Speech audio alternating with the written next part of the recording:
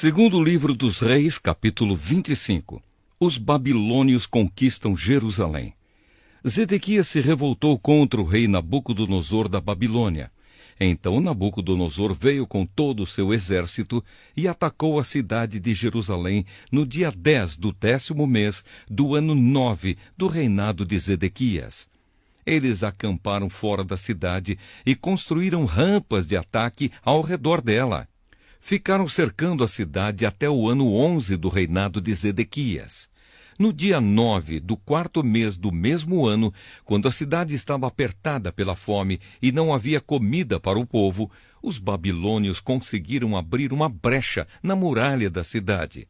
Embora eles estivessem em volta da cidade, todos os soldados israelitas fugiram durante a noite. Eles saíram pelo caminho do jardim do rei, foram pelo portão que ligava as duas muralhas e fugiram na direção do Vale do Jordão.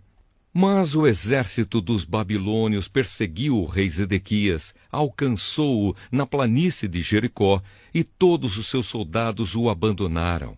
Zedequias foi preso e levado para o rei da Babilônia, que estava na cidade de Ribla. Ali Nabucodonosor pronunciou a sua sentença contra Zedequias. Mataram os seus filhos na frente dele.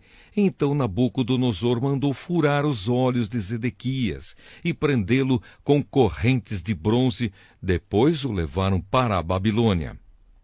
A destruição do templo. No dia 7 do 5º mês do ano 19 do reinado de Nabucodonosor da Babilônia, Nebuzaradã, conselheiro do rei e comandante-geral do seu exército, entrou em Jerusalém.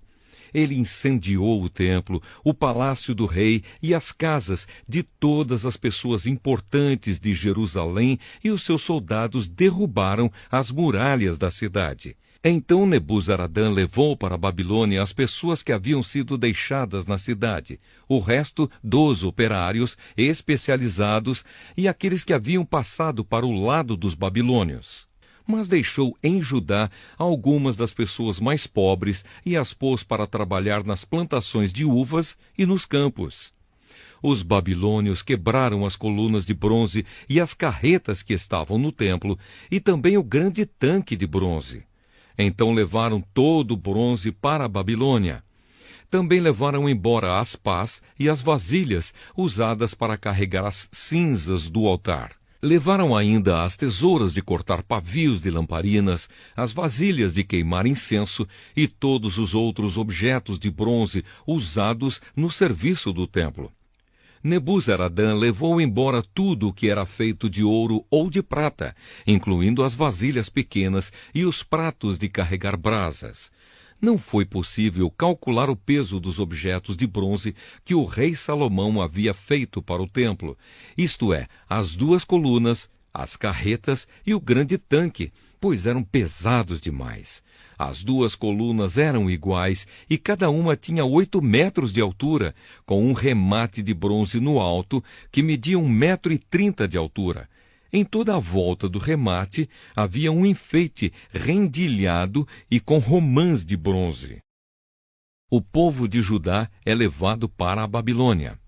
Nebuzaradã, o comandante-geral do exército babilônio, também levou como prisioneiros Seraías, o grande sacerdote, e Sofonias, o segundo sacerdote, e os 3 outros oficiais de importância do templo.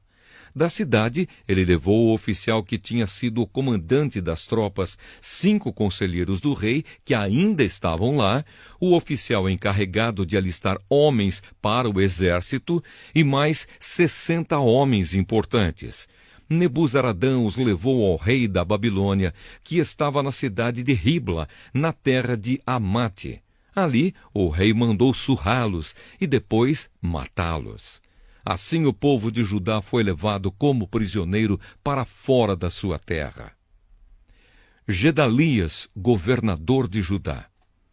O rei Nabucodonosor da Babilônia colocou Gedalias, filho de Aicã e neto de Safã, como governador de Judá e o encarregou de todos aqueles que não haviam sido levados para a Babilônia. Os oficiais e os soldados israelitas que não se haviam entregado souberam disso e foram se encontrar com Gedalias em Mispa. Esses oficiais eram Ismael, filho de Netanias, Joanã, filho de Careá, Seraías, filho de Tanumete, da cidade de Netofá, e Jazanias, de Maacá. Gedalias disse a eles: Eu dou a minha palavra que vocês não precisam ter medo dos oficiais babilônios.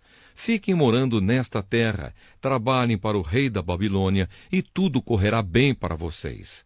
Porém, no 7º mês daquele ano, Ismael, filho de Netanias e neto de Elisama, que era da família do rei, foi até Mispa com 10 homens, atacou Gedalias e o matou.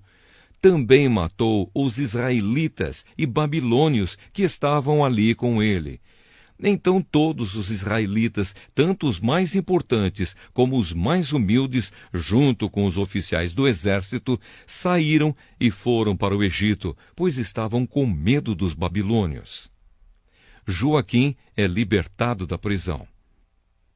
No ano em que Evil-Merodach se tornou rei da Babilônia, ele foi bondoso com o rei Joaquim de Judá e o libertou da prisão. Isso aconteceu 37 anos, 11 meses e 27 dias depois que Joaquim havia sido levado como prisioneiro. Evil-Merodach tratou Joaquim com bondade e lhe deu uma posição mais alta do que a dos outros reis que eram prisioneiros com ele na Babilônia. E assim deixaram que Joaquim tirasse as suas roupas de prisioneiro e vestisse as suas próprias roupas e comesse junto com o rei pelo resto da sua vida. E todos os dias, enquanto viveu, recebeu do rei uma pensão para o seu sustento.